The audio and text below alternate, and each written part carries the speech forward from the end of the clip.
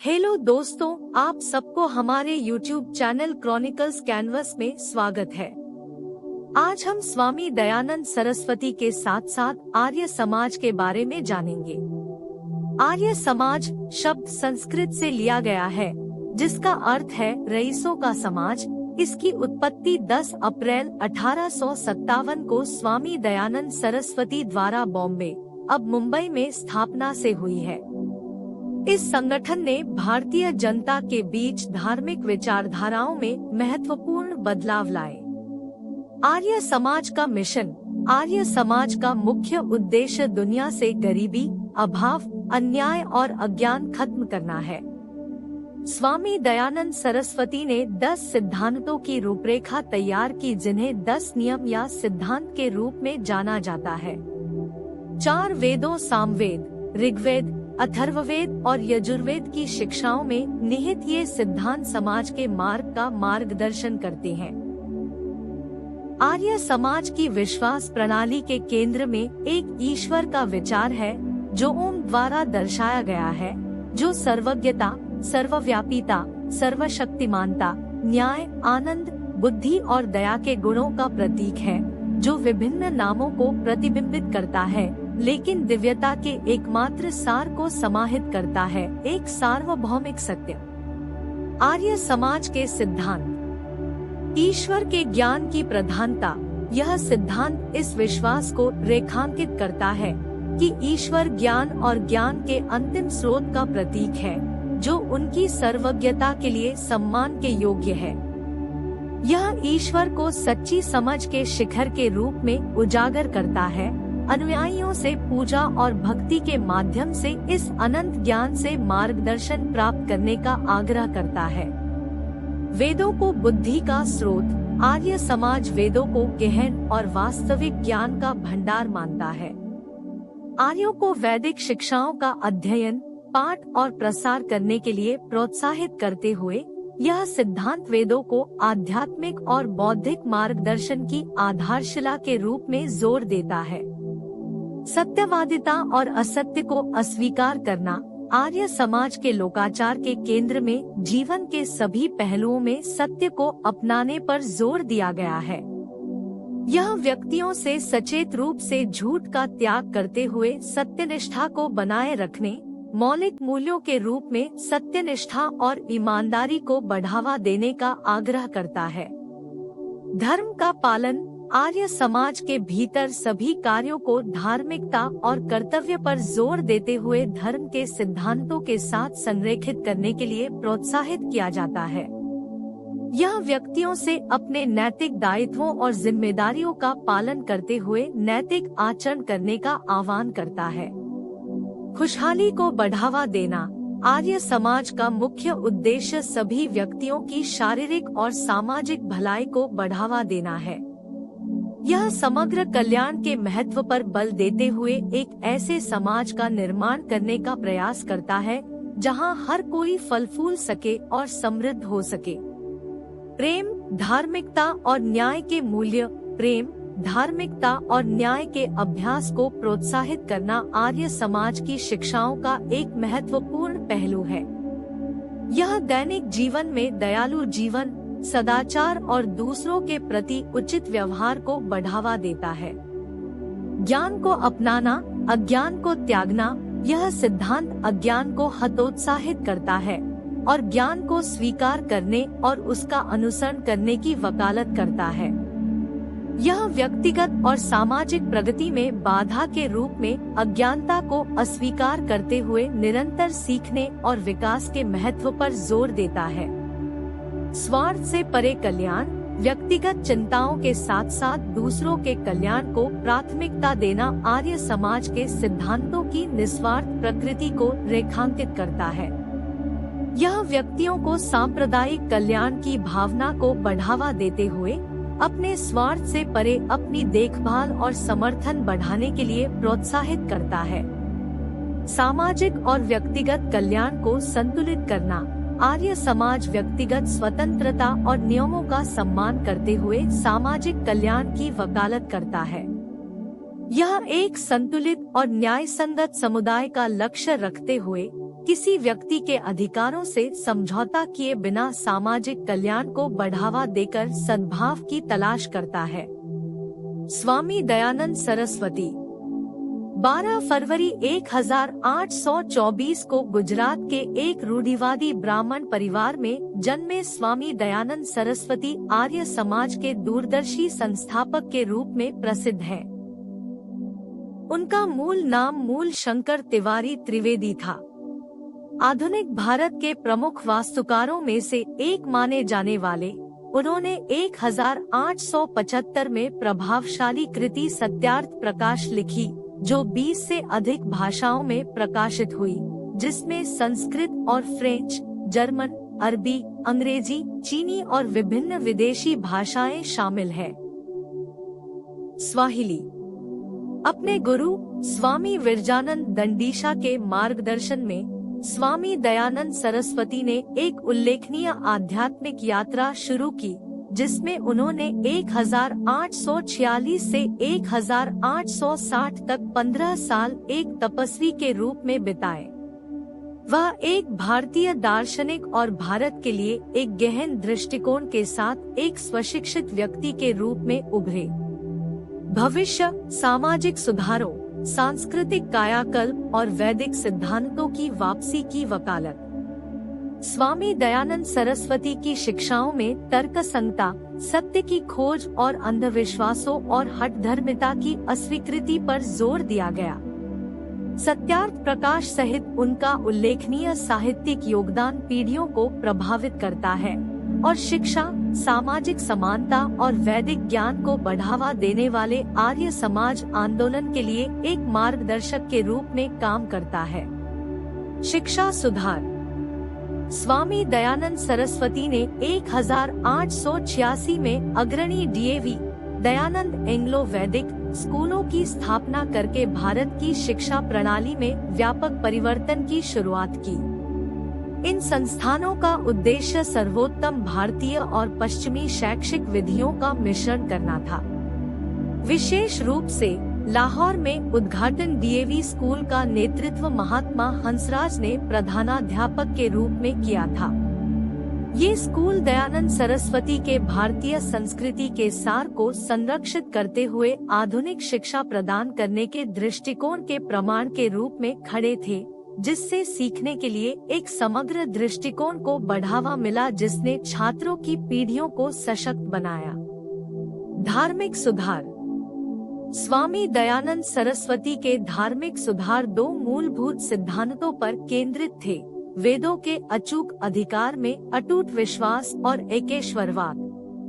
उनका दृढ़ विश्वास था कि वेद अंतिम सत्य है और उन्होंने आध्यात्मिक और सामाजिक आचरण के लिए मार्गदर्शक शक्ति के रूप में वैदिक शिक्षाओं को पुनर्जीवित करने की मांग की। एकेश्वरवाद को अपनाते हुए उन्होंने एक ईश्वरीय इकाई की पूजा पर जोर दिया। समतावादी समाज के लिए अपने दृष्टिकोण का समर्थन करते हुए दयानंद सरस्वती ने जातिविहीन भारत की जोरदार वकालत की। उन्होंने जन्म से किसी की जाति निर्धारित करने की धारणा को खारिज कर दिया, इसके बजाय किसी व्यक्ति के व्यवसाय के आधार पर पहचान की वकालत की। उन्होंने एक ऐसे समाज की कल्पना की जहां लोगों की पहचान उनके जाति में जन्म से नहीं बल्कि उनके द्वारा किए गए काम से की जाए। उनकी शिक्षाओं का उद्देश्य कठोर जाति व्यवस्था को खत्म करना, सामाजिक समानता को बढ़ावा देना और योग्यता और व्यवसाय के आधार पर एक एकीकृत पहचान को बढ़ावा देना, जन्माधारित जाति संबद्धता की विभाजनकारी सीमाओं को पार करना था। राजनीतिक परिवर्तन। स्वामी दयानंद सरस्वती के राजनीतिक सुधारों ने 1876 की शुरुआत में स्वराज के लिए उनके भावुक आह्वान को प्रतिध्वनित किया, भारतीयों के लिए भारत की वकालत की। उन्होंने एक संप्रभु भारत की कल्पना की जो विदेशी प्रभुत्व से मुक्त था और इस लक्ष्य के लिए उत्साहपूर्वक काम किया। सामाजिक अन्याय के खिलाफ उनके अटल रुख में विभिन्न महत्वपूर्ण मुद्दे शामिल थे।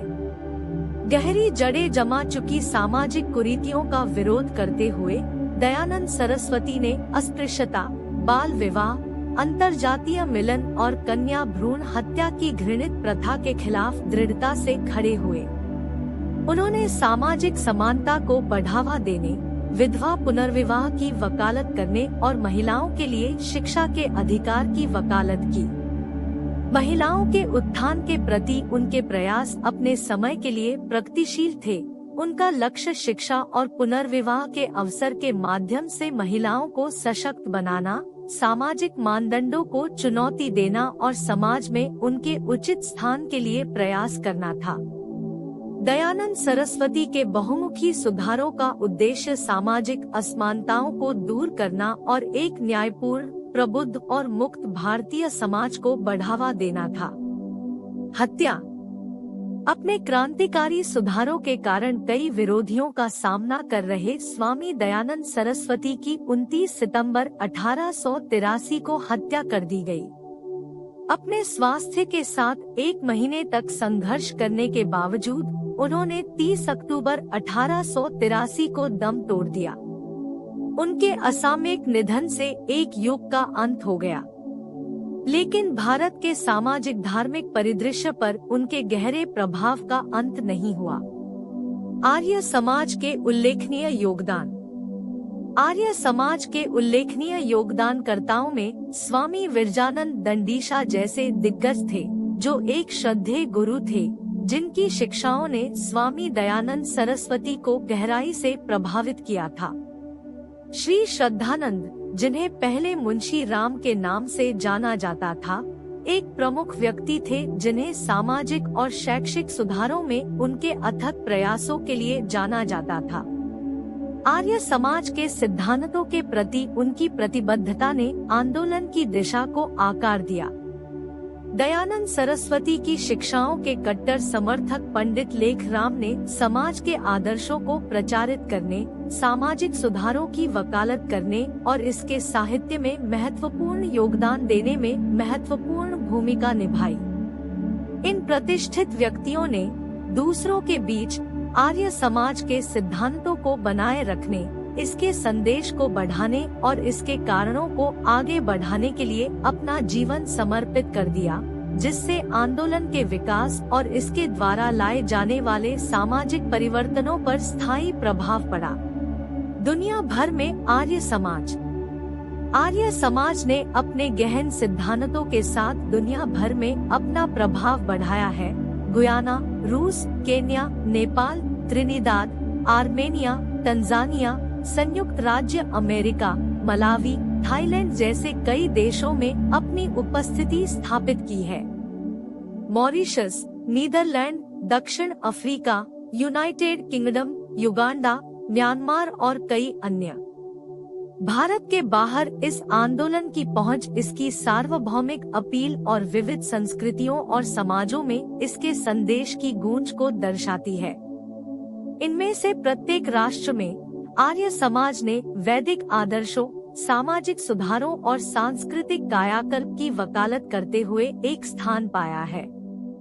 इसकी उपस्थिति इसकी शिक्षाओं की स्थायी प्रासंगिकता के प्रमाण के रूप में कार्य करती है, विश्व स्तर पर समुदायों को प्रभावित करती है और सत्य, धार्मिकता और सामाजिक समानता के इसके सिद्धांतों के प्रसार में योगदान देती है। आर्य समाज का वैश्विक पदचिह्न इसके मूल मूल्यों को प्रसारित करने और इसके संस्थापक सिद्धांतों के लोकाचार द्वारा निर्देशित दुनिया को बढ़ावा देने के इसके मिशन को दर्शाता है। दिल्ली में आर्य समाज मंदिर। दिल्ली में आर्य समाज मंदिर हिंदू विवाह अधिनियम 1995 के कानूनी दायरे के तहत हिंदू रीति रिवाजों के अनुसार विवाह समारोह आयोजित करने के लिए एक स्थल के रूप में कार्य करता है। ये समारोह पारंपरिक रीति रिवाजों और प्रथाओं का पालन करते हैं। आर्य समाज के सिद्धांत। इसके अलावा व्यक्ति अपनी आर्य समाज शादी या आर्य समाज से संबद्ध किसी भी नजदीकी मंदिर में करने का विकल्प चुन सकते हैं। ये समारोह आर्य समाज परंपरा द्वारा निर्धारित संस्कारों और अनुष्ठानों की पवित्रता को बनाए रखते हैं, यह सुनिश्चित करते हुए कि विवाह इसके मूलभूत सिद्धांतों के अनुसार आयोजित किया जाता है। यह लचीलापन जोड़ों को अपने विश्वासों और विरासत का सम्मान करने की अनुमति देता है, जबकि वे आर्य समाज की शिक्षाओं के ढांचे के भीतर अपने मिलन को संपन्न करते हैं। चाहे वे निर्दिष्ट आर्य समाज मंदिर में हो या किसी संबद्ध मंदिर में, परंपरा और आध्यात्मिक महत्व के सार से युक्त एक समारोह सुनिश्चित करते हैं। निष्कर्ष: आर्य समाज इस विश्वास पर स्थापित हुआ कि सच्चा ज्ञान ईश्वर की समझ की ओर ले जाता है, धर्म के अनुसार जीने की वकालत करता है, लोगों को धार्मिक कार्यों में मार्गदर्शन देता है। आर्य समाज के माध्यम से राष्ट्र की भलाई के लिए स्वामी दयानंद सरस्वती का अतुलनीय योगदान अद्वितीय है।